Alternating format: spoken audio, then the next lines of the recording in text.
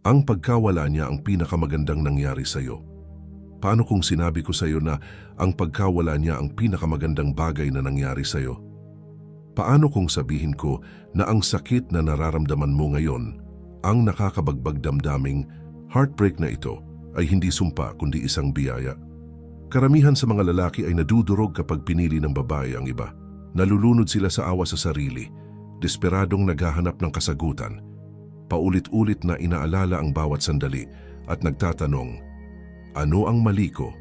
Pero ang isang stoic na lalaki, nakikita niya ang katotohanan. Hindi siya humahabol, hindi siya namamalimos, hindi siya nadudurog. Nang piliin niya ang ibang lalaki, gumawa siya ng desisyon na hindi tungkol sa'yo, tungkol ito sa kanya. Ang tanong ay, hahayaan mo bang sirain ka nito? O hahayaan mong hubugin ka nito para maging mas dakila? Nang umalis siya, binigyan ka ng pagkakataon. Maaari kang manatiling durog, mahina at nangangailangan, o maaari kang bumangon. Maaari mong yakapin ang mindset ng isang lalaking hindi natitinag, isang lalaking nananalo sa pamamagitan ng pagpapakawala. Huwag kang magkakamali. Mananalo ka. Habang inaasahan niyang mawawala ka nang wala siya, malapit ka nang maging lalaking pagsisisihan niyang iniwan. Ang lalaking hindi kailanman natatalo dahil hindi siya kumakapit. Kung handa kang kontrolin ang iyong emosyon, bawiin ang iyong kapangyarihan at ipakita sa kanya kung ano ang itinapon niya, ipagpatuloy ang panonood. I like ang video na ito, mag-subscribe at i-on ang notifications dahil ang mga sasabihin ko sa iyo ay magbabago ng lahat. Mag-iwan ng komento sa ibaba. Ang stoic na lalaki ay nakakakita ng katotohanan. Numero 1, ang ilusyon ng pag-ibig. Totoo ang pakiramdam ng ilusyon ng pag-ibig, hindi ba? Ang kanyang ngiti, haplos, at mga bulong ng pangako sa dilim, parang panghabang buhay ang mga iyon. Pero ang katotohanan ay, ang inakala mong pag-ibig ay isang mirasya na hinubog ng iyong na damdamin. Ngayong wala na siya, hinaharap mo ang malupit na realidad. Ang pag-ibig sa pinakapuro nitong anyo ay hindi kailanman kasing dalisay ng inaakala. Karamihan sa mga lalaki ay itinatayo ang kanilang mundo sa paligid ng isang babae, inilalaan ang oras, lakas at damdamin, naniniwalang lagi siyang magkakaroon ng parehong nararamdaman. Pero ang mga damdamin ay panandalian, nagbabago tulad ng alon, hindi mahuhulaan at hindi makokontrol. Isang sandali, sinasabi niyang mahal ka niya. Sa susunod, nasa mga bisig na siya ng ibang lalaki, parang hindi ka kailanman nag-exist. Naiwang, durog nagtataka ka, paano niya nagawang magpatuloy ng ganoon kadali? Simple ang sagot. Hindi niya kailanman tiningnan ang pag-ibig tulad ng ginawa mo. Ang mga lalaki ay nagmamahal ng may katapatan, luhika, at pakiramdam ng pagtibay na tinitingnan ng isang babae bilang kanilang kapareha, hinaharap, at lahat. Ang mga babae ay nagmamahal batay sa kung ano ang nararamdaman nila sa sandaling iyon, hinimok ng emosyon, kasiyahan at pangangailangan ng stimulasyon. Kapag nawala ang kilig ng bagong relasyon, kapag naging routine ang pagsasama, naghahanap siya sa ibang lugar, hindi dahil kulang ka, kundi dahil hindi siya kailanman naging sayo upang mapanatili. Ito ang ilusyon. Ang ideya na ang pag-ibig ay hindi masisira, na ang debosyon ay walang hanggan, na mananatili siya sa tabi mo kahit ano paman. Isang kwentong pambata ito na ibinenta sa mga lalaki mula pagkabata. Pero ang isang stoic na lalaki ay nakakakita ng realidad. Alam niya na ang lahat kasama ang pag-ibig ay panandalian. Hindi siya namamalimos ng pagtibay sa isang mundong pansamantala. Sa halip, yakapin niya ang detachment. Kapag pinili ng babae ang ibang lalaki, karamihan sa mga lalaki ay nadudurog. Desperadong sinusubukang patunayan ang kanilang halaga, inaalala ang mga pinagsamahan. Nagte-text sila, tumatawag at nakikiusap, pero ang ginagawa lang nila ay pinatutunayan ang kanilang kahinaan. Ang paghiling ng balidasyon mula sa umalis ay nagsasabing, may kapangyarihan ka sa akin. Ang isang stoic na lalaki ay hindi kailanman isinusuko ang kanyang kapangyarihan. Hindi niya sinusubukang bawiin siya o habulin ang isang nagdesisyon na. Humakbang siya pabalik, pinakawalan siya at tinatanggap ang isang pangunahing katotohanan. Hindi siya kailanman naging sa kanya upang mawala. Doon matatagpuan ang tunay na lakas. Kapag tumigil ka sa pagtingin sa pag-ibig bilang isang bagay na pag-aari, pinalalaya mo ang sarili mula sa mga tanikala ng heartbreak. Nagiging hindi matitinag ka. Ang lalaking hindi nadudurog ng pag-ibig ay humuhuthot ng respeto. Ang lalaking hindi humahabol ang siyang hinabol. Ang lalaking hindi nangangailangan sa kanya ang siyang pinakapagsisisihan niyang nawala. Yakapin ang mindset na ito. Itigil ang pagtingin sa kanya bilang iyong pagkatalo at simulan siyang tingnan bilang iyong aral. Hindi ka natalo, napalaya ka. Nasira ang ilusyon at ngayon ay malinaw ang iyong paningin. I-like ang video na ito, mag-subscribe at i-on ang notifications. Mag-iwan ng komento sa ibaba. Ang stoic na lalaki ay nakikita ang ilusyon. Numero 2. Kontrolin ang iyong emosyon, kontrolin ang iyong buhay. Inaasahan niyang madudurog ka, mawawala at malulunod sa emosyon. Desperadong bawiin siya. Inaasahan niyang magagalit ka, magre-rebelde o babagsak sa bigat ng heartbreak. Kaya naman hindi mo gagawin iyon. Kapag hinayaan mong kontrolin ka ng emosyon, matatalo ka. Ang mahinang lalaki ay hinahayaang diktahan ng damdamin ang kanyang aksyon. Nagte-text sa kanya sa gabi. Umaasang makakausap pa. Sinusundan ang kanyang social media para sa mga palatandaan ng pagsisisi o nalulunod sa awa sa sarili, naniniwalang nakasalalay ang kanyang kaligayahan sa kanya. Pero ang isang stoic na lalaki ay nauunawaan ng isang pangunahing katotohanan. Ang lalaking kumokontrol sa kanyang emosyon ay kumokontrol sa kanyang buhay. Isipin mo, kapag kinuha ng emosyon ang kontrol, nagiging padalos-dalos ka, nagre-reaksyon nang hindi nag-iisip, kumikilos dahil sa takot, sakit o desperasyon na maibalik ang nawala. Bawat reaksyon ay nagbibigay sa kanya ng higit na kapangyarihan sa iyo. Kung mas ipinapakita mong naaapektuhan kanya, mas nalalaman niyang may hawak pa rin siya sa iyo, na nagpapatibay sa kanyang desisyong umalis. Iba ang stoic na paraan. Ang stoic na lalaki ay hindi pinipigilan ng emosyon. Kinokontrol niya ito. Hindi niya binabaliwala ang sakit. Kinikilala niya ito pero hindi hinahayaang ito ang magdikta sa kanyang aksyon.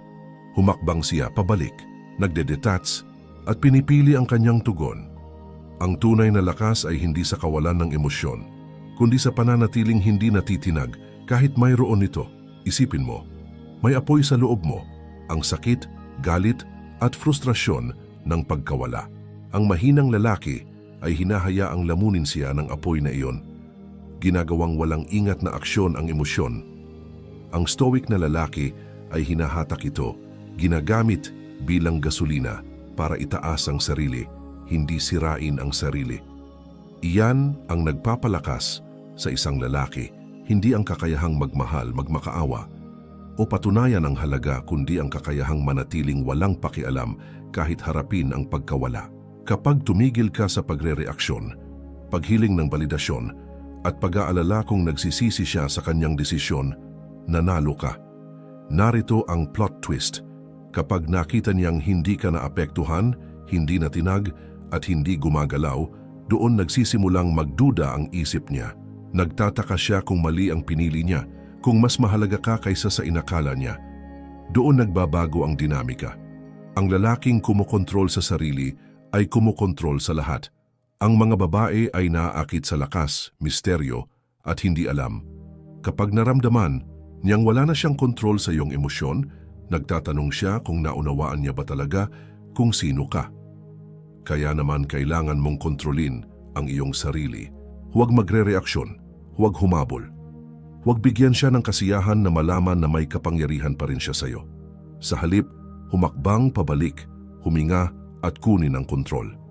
Hindi ka na ang lalaking namamalimos ng pag-ibig o nangangailangan ng katiyakan. Ikaw ang lalaking nakatayo ng matayog, lumalayo ng hindi lumilingon at nananatiling hindi natitinag sa gitna ng kaguluhan. I-like ang video na ito, mag-subscribe at i-on ang notifications. Mag-iwan ng komento sa ibaba. Ang kapangyarihan ay nasa kontrol, hindi sa reaksyon, Numero 3. Ang kapangyarihan ng pag-alis. Ang pag-alis ay hindi pagkatalo. Ito ay panalo. Dahil sa sandaling lumayo ka, binabawi mo ang iyong halaga. Sa sandaling lumayo ka, kinukuha mo ulit ang kontrol. At sa sandaling lumayo ka, nagsisimula niyang maramdaman ang bigat ng iyong kawalan. Karamihan sa mga lalaki ay kabaligtaran ang ginagawa. Kumakapit sila, sinusubukang makipag-ayos, nagpapadala ng mahahabang text na puno ng damdamin, umaasang biglang marirealize niya kung gaano siya kahalaga sa kanya. Pero narito ang malupit na katotohanan, alam na niya. Alam niya ng eksakto kung ano ang ginagawa niya nang umalis siya. Alam niyang mahal mo siya. Alam niyang masasaktan ka. At gayunpaman ginawa niya pa rin ang kanyang desisyon. Ngayon ikaw naman ang gumawa ng desisyon. Ibaba mo ba ang sarili mo sa pagsisikap na kumbinsihin ang isang tao na manatili? Kakapit ka ba sa isang hinayaan ka na? O gagawin mo ang ginagawa ng isang stoic na lalaki? Lumayo ng walang pag-aalinlangan, walang paliwanag, walang pagsisisi? Nauunawaan ng isang stoic na lalaki na ang pag-alis ay hindi kahinaan, ito ay lakas. Ang mga mahinang lalaki ang kumakapit. Ang mga mahinang lalaki ang sumusubok na ayusin ang nasira.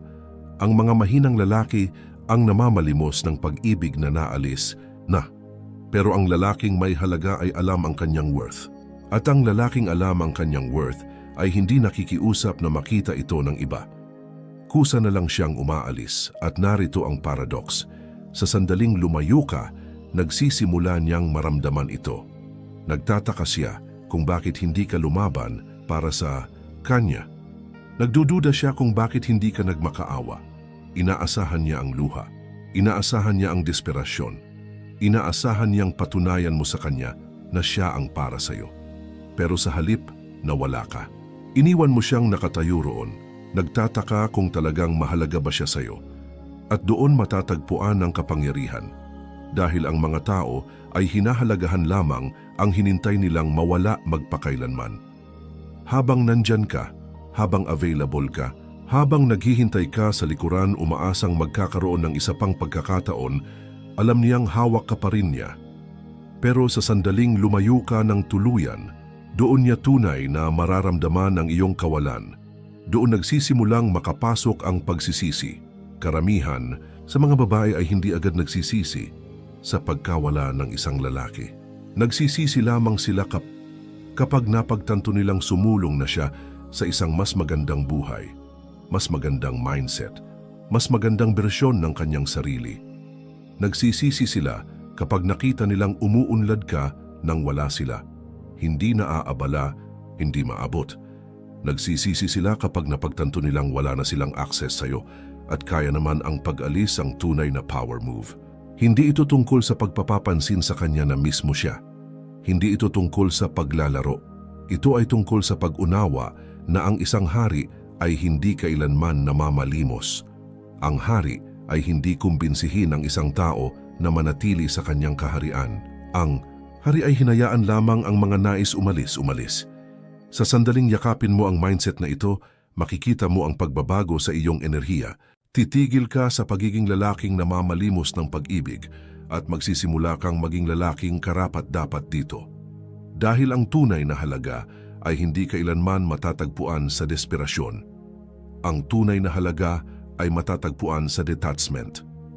Ang unang, lumalayo ang siyang nananalo.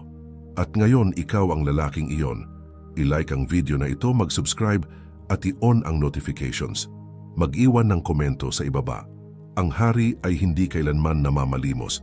Numero 4. Ang katahimikan ang iyong pinakamakapangyarihang armasang katahimikan, ang pinakamakapangyarihang tugon na maibibigay mo. Walang mahahabang mensahe, walang paliwanag, walang desperadong pagsisikap na baguhin ang isip niya. Katahimikan lamang. Habang karamihan sa mga lalaki ay sinusubukang ayusin ang mga bagay gamit ang mga salita, ang isang stoic na lalaki ay hinahayaang magsalita ang kanyang kawalan. Kapag umalis ang isang babae, inaasahan niya ang reaksyon, galit, kalungkutan o pagmamakaawa. Inaasahan niyang susubukan mong kumbinsihin siya na mali ang desisyon niya. Pero kapag wala kang ibinigay, Kapag nawala ka nang walang anumang salita, isang binhi ng duda ang nakatanim sa kanyang isip. Pinipilit ng katahimikan na harapin niya ang kanyang desisyon at kaya naman ito ang mas malakas kaysa sa anumang masasabi mo. Karamihan sa mga lalaki ay nadudurog kapag umalis ang babae. Nagpapadala sila ng mahahabang text na nagpapaliwanag sa sarili, humihingi ng linaw, pagsasara o isang huling pag-uusap. Pero bawat salitang ipinapadala mo ay nagpapaalala sa kanya na may kapangyarihan pa rin siya sa iyo. Kaya naman ang katahimikan ang iyong pinakamakapangyarihang armas. Inalis nito ang kontrol niya, lumilikha ng misteryo at pinapaisip siya, bakit hindi siya tumatawag? Wala ba siyang pakialam, mali ba ang pinili ko? Doon nagsisimula ang pagbabago. Ang babaeng umalis, kumbinsidong tama ang ginawa niya, ngayon ay kinukwestiyon ng lahat. Ang lalaking kayang lumayo ng hindi lumilingon ay bihira, at ang mga babae ay laging hinintay ang bihira. Ang katahimikan ay nagbibigay din sa iyo ng espasyo para bawiin ang iyong sarili. Walang distraksyon, walang paghihintay ng sagot, walang pag-ubos ng enerhiya sa isang nagdesisyon na. Inilalagay mo ang enerhiyang iyon sa iyong mga layunin, disiplina at pag-unlad. Habang inaasahan niyang madudurog ka, umuunlad ka. Narito ang punto. Karamihan sa mga babae ay hindi agad nararamdaman ang pagkawala ng isang lalaki. Hindi agad nila pinagsisisihan ang kanilang desisyon. Pero pagkatapos ng mga araw, linggo o buwan ng katahimikan, nagsisimula silang magtaka. Kapag nakita niyang hindi ka na available, kapag napagtanto niyang sumulong ka na nang wala siya, nagsisimula ang pagsisisi. Maaring subukan ka niya sa isang text, isang biglang kumusta, o isang dahilan para makipag-ugnayan. Pero dito nabibigo ang karamihan sa mga lalaki. Sa sandaling makatanggap siya ng sagot, alam niyang may access pa rin siya sa'yo. Hindi siya tumatawag dahil namimiss ka niya. Sinusuri niya kung option ka pa rin. Ang stoic na lalaki ay nananatiling tahimik. Nauunawaan niya na ang pagsagot ay para lamang sa ego niya, hindi sa iyong halaga. Alam niya na ang kanyang oras, enerhiya at presensya ay mga pribilehiyo, hindi karapatan. Nang itapon niya ang mga ito, nawala sa kanya ang mga iyon. Ito ang kapangyarihan ng katahimikan. Ibinabalik nito ang kontrol sa iyo. Pinapaintindi nito sa kanya na hinintay ka niya ng maliit. Pinaparamdam nito sa kanya ang kawalan ng mundo nang wala ka. Sa huli, pinipilit nito sa kanya na makita kung ano ang nawala sa kanya. Kaya walang sabihin, lumayo ka, maglaho. Hayaan ang isip niya ang gumawa ng trabaho para sa iyo. Ang lalaking nananatiling tahimik ay ang lalaking hindi niya kailanman makakalimutan.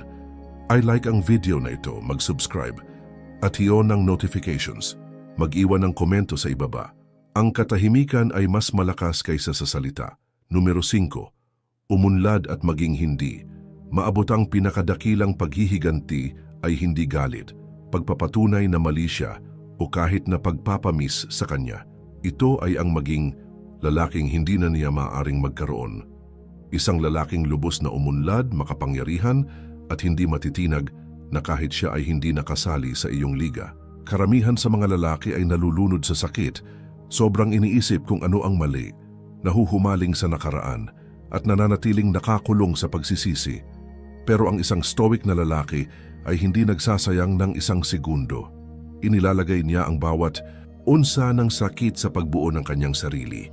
Hindi siya basta sumusulong, umuunlad siya. Dito mo inihihiwalay ang sarili mula sa 99% ng mga lalaki. Habang inaasahan niyang madudurog ka, nagbabago ka.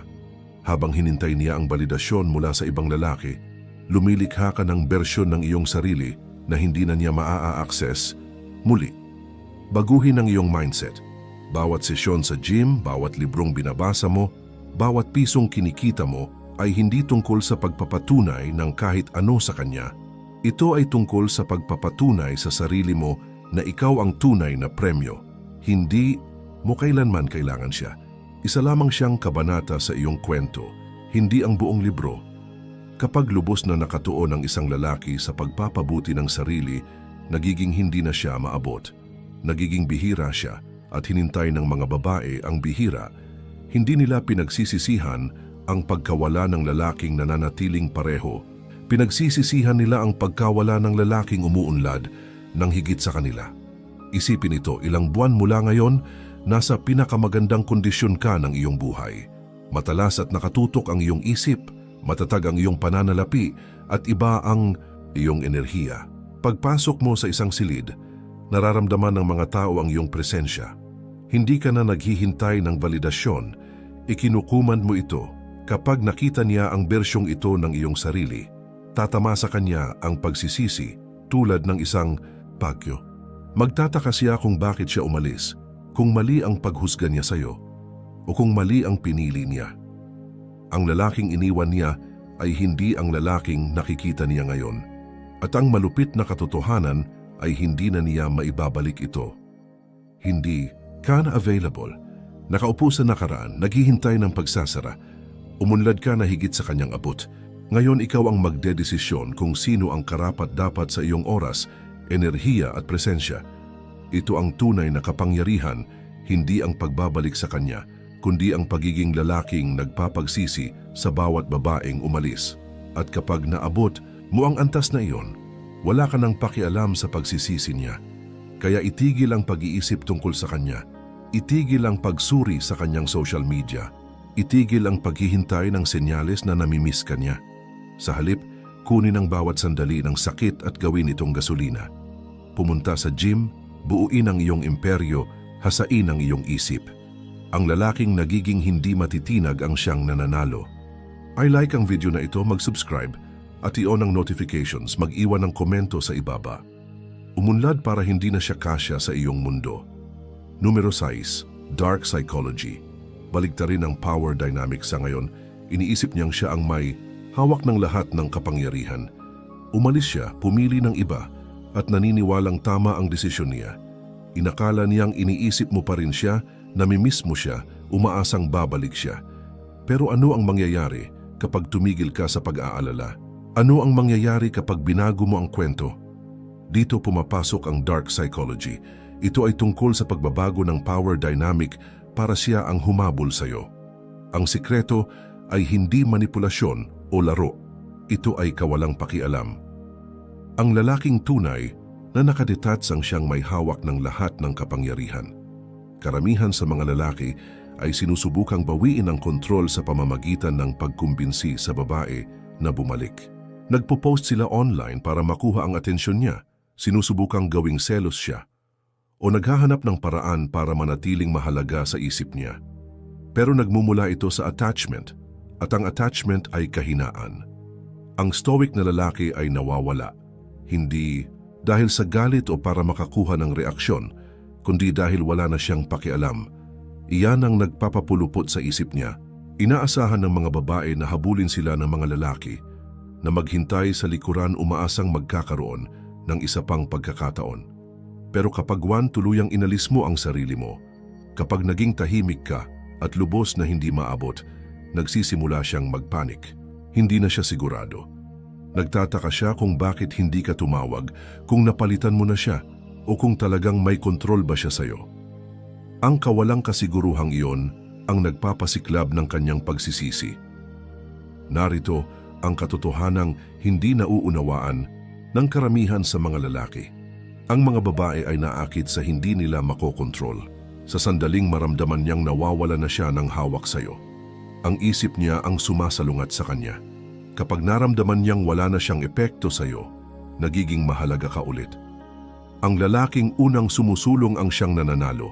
Isipin mo, ilang beses mo nang nakita ang isang babaeng nakipag-break sa isang lalaki para lang subukang bumalik kapag tunay na sumulong na ang lalaki. Hindi dahil biglang napagtanto niyang perpekto ang lalaki, kundi dahil napagtanto niyang wala na siyang kapangyarihan sa kanya. Iyan ang nagpapahintay sa kanya ulit. Ito ang paraan para baligtarin ang power dynamic. Itigil ang paghabol, itigil ang paghihintay, itigil ang pagbibigay ng anumang emosyonal na reaksyon. Sa halip, umunlad ka, maging hindi maabot at iparamdam sa kanya ang iyong kawalan. Malakas ang katahimikan at nakakalasing ang kawalang pakialam. Ang pinakamagandang bahagi, sa oras na mapagtanto niya ang kanyang pagkakamali, wala ka ng pakialam. Babalik siya, susubukan ng tubig, susubukang bawiin ang kanyang pwesto sa iyong buhay. Pero masyado ka nang nauuna na hindi na siya kasya sa iyong mundo. Iyan ang tunay na kapangyarihan, hindi sa pagpapagsisi sa kanya, kundi sa pag-unlad nang higit sa kanya na ang pagsisisi niya ay hindi na mahalaga.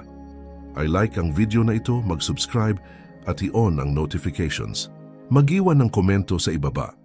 Ang kumokontrol sa sarili ay kumokontrol sa iba. Numero 7. Atraksyon sa pamamagitan ng detachment. Sa sandaling tumigil ka sa pag-aalala, doon siya nagsisimulang mapansin. Kapag nag-detach ka, nagiging magnetiko ka dahil walang mas kaakit-akit kaysa sa lalaking lubos na hindi naapektuhan. Karamihan sa mga lalaki ay mali ang akala na ang atraksyon ay nagmumula sa paghabol. Naniniwala sila na kung susubukan nilang mabuti, sasabihin ang tamang mga bagay, patutunayan ang kanilang halaga, o ipapakita kung gaano nila kamahal babalik siya. Pero ang atraksyon ay hindi nilikha sa pamamagitan ng pagsisikap. Nilikha ito sa pamamagitan ng kawalan, detachment, at ang pag-unawa na hindi na siya ang sentro ng iyong mundo. Ang mga babae ay mga nilalang na puno ng emosyon na umuunlad sa validasyon. Kapag itinigil mo ang pagbibigay ng atensyong inaasahan niya, nagsisimula siyang hingin ito. Nagtataka siya kung bakit hindi ka humahabol, bakit hindi ka nagre-reaksyon, bakit napakadali mong sumulong. Narito ang paradox, kapag gusto mo siyang bawiin, wala siyang nararamdamang pangangailangan.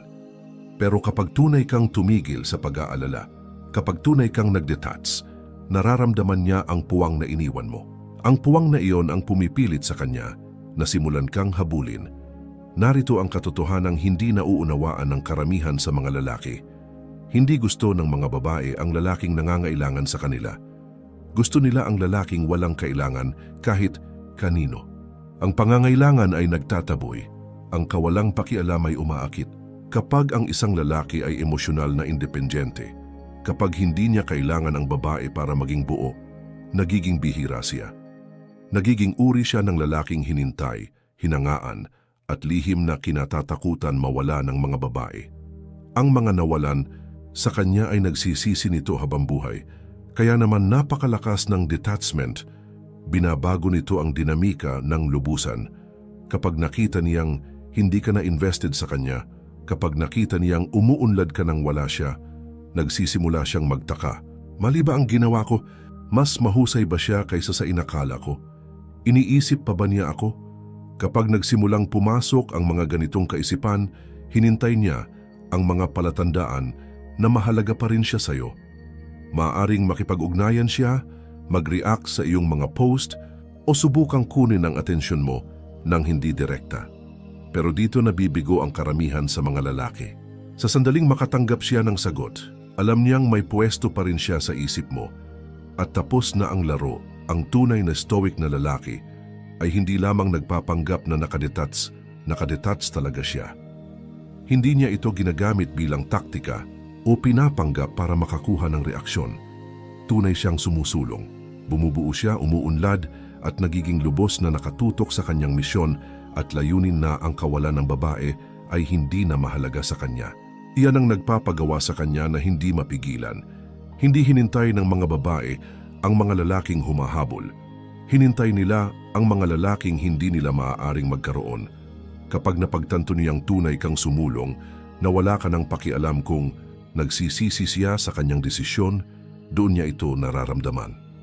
Nawalan siya ng isang bagay na bihira, isang bagay na hindi na niya muling makikita, at ngayon kailangan niyang harapin ang pagsisising iyon.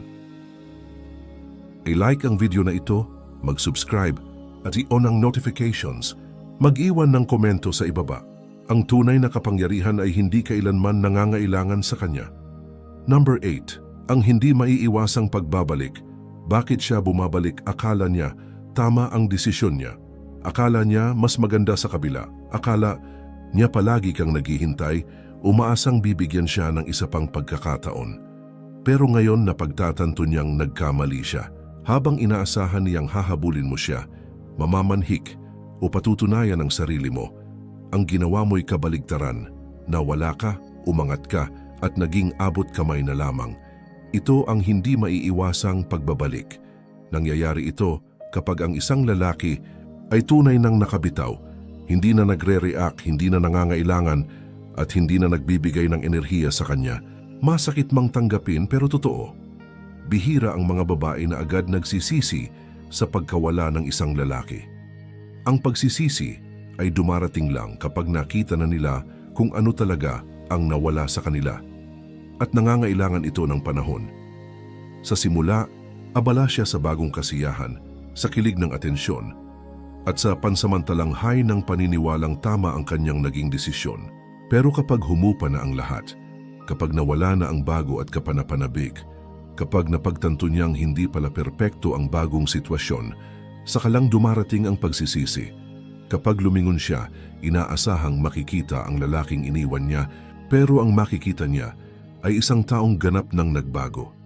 Isang lalaking namumuhay ng mas maayos, nag-upgrade sa lahat ng aspeto, at hindi na siya gusto, hindi na siya kailangan, ni hindi na siya naiisip. Doon siya magsisimulang masiraan ng loob. Ang mga babae, natural na naakit sa mga bagay na hindi nila makuha. Kapag napagtanto niyang hindi ka na niya makukuha, na naging isa kang taong hindi na niya maabot, hahanap siya ng paraan para makabalik. Magsisimula siya sa mga simpleng test. Isang biglaang text, isang casual na kamusta ka na? O isang like sa lumang post mo. Dito karamihan ng lalaki pumapalpak. Nagre-reply, kinakagat ang pain at pinapabalik siya sa dating posisyon, umaasang magiging iba na ang takbo ngayon. Pero ang isang stoic na lalaki ay nakikita ang mga test na ito kung ano talaga ang ibig sabihin. Reaksyon sa kanyang pagiging walang pakialam. Hindi siya lumalapit dahil bigla ka niyang nirerespeto. Lumalapit siya dahil nayanig siya sa katahimikan mo. Gusto niyang malaman kung may kapangyarihan pa siya sa'yo, kung kaya ka pa rin niyang kontrolin emosyonal. Pero sa sandaling bigyan mo siya ng atensyon o kumpirmasyon, sa sandaling makipag-engage ka, babalik sa umpisa ang laro. Bigla niyang maiisip, ayan, hinihintay lang pala ako. Kaya ang stoic na lalaki, walang ginagawa, nanatiling kalmado, hindi nagre-react, hindi tumutugon, patuloy lang sa pag-abante. Naiintindihan niya ang isang simpleng katotohanan. Kapag iniwan ka ng babae, desisyon niya yon. At ang lalaking may halaga, hindi pinapayagang ulitin ng iba ang parehong pagkakamali. Babalik siya, lagi silang bumabalik. Pero pagbalik niya, nalampasan mo na siya. Naging isang tao ka nang malayo sa dating ikaw at hindi na siya kasiya sa buhay mo. Yan ang magiging pinakamalaking pagsisisi niya. I-like mo ang video na ito, mag-subscribe at i-turn on ang notifications. Mag-iwan ng komento sa baba. Ang pagsisisi niya ay ang katahimikan ko. Number 9. Ang isipang stoic, ikaw ang premyo sa simula pa lang, hindi ikaw ang iniwan niya, ikaw ang kusang bumitaw. At ngayon, malinaw na sa iyo ang katotohanan, ikaw pala ang premyo sa simula pa lang. Sa una, hindi ganun ang pakiramdam. Nang lumayo siya, pinili ang ibang lalaki o pinaramdam sa iyo na hindi ka sapat, inakala mong ikaw ang talunan. Pero sa totoo lang, siya ang nawalan. At iyon ang pagkaluging dadalhin niya habang buhay. Habang abala siyang maghanap ng mas mabuti, ikaw naman ay naging mas magaling. Hindi mo siya pinaiyakan, hindi ka nakiusap ng isa pang pagkakataon. Binuo mo ang sarili mong maging lalaking hindi kailanman kailangang humabol ulit. Isang lalaking may buhay na napakahalaga, makapangyarihan, at kaakit-akit na ang pagkawala niya ay naging walang saysay. Ngayon, habang lumilingon ka sa nakaraan, napapangiti ka dahil naiintindihan mo na ang isang bagay na hindi kailanman mauunawaan ng karamihan. Ang lalaking may disiplina sa sarili, kontrolado ang emosyon, at hindi namamalimos ng pagmamahal, siya ang lalaking hindi kailanman natatalo. Ito ang stoic mindset, ang pag-unawa na walang anumang bagay sa labas ng sarili mo ang magtatakda ng halaga mo. Hindi babae, hindi relasyon, hindi pagtanggi o pagkawala. Ang tunay mong halaga ay nagmumula sa loob. Kapag niyakap mo ang ganitong kaisipan, nagiging untouchable ka. Hindi mo na kinatatakutan ang mawala ang kahit sino dahil ang lalaking may tunay na halaga ay hindi natatakot mag-isa. Hindi mo na hinahanap ang kumpirmasyon mula sa iba dahil alam mong sapat ka. Hindi mo na hinahabol ang pag-ibig dahil alam mong ang pinakamahalagang pagmamahal ay ang respeto sa sarili. Ngayon, nakikita na niya. ang lalaking naging ikaw. Ang lakas, tagumpay, kumpiyansa at ang kawalan ng pangangailangan, kaya siya nagsisisi. Hindi lang siya nawalan ng lalaki, nawalan siya ng pagkakataong maging bahagi ng isang bagay na dakila. Pero ito ang kaibahan, wala ka ng pakialam, wala ka ng interes kung nagsisisi siya, kung namimiss ka niya o anuman ang pinili, pagkakamali o nararamdaman niya. Hindi na siya bahagi ng mundo mo. Panalo ka. Hindi dahil nakuha mo siya ulit o dahil nagsisisi siya, kundi dahil nalampasan mo na ang dating bersyon ng sarili mong naniwalang siya na ang pinakamainam para sa'yo. Ngayon, alam mo na, hindi siya ang premyo. Ikaw ang premyo, ito ang huling level.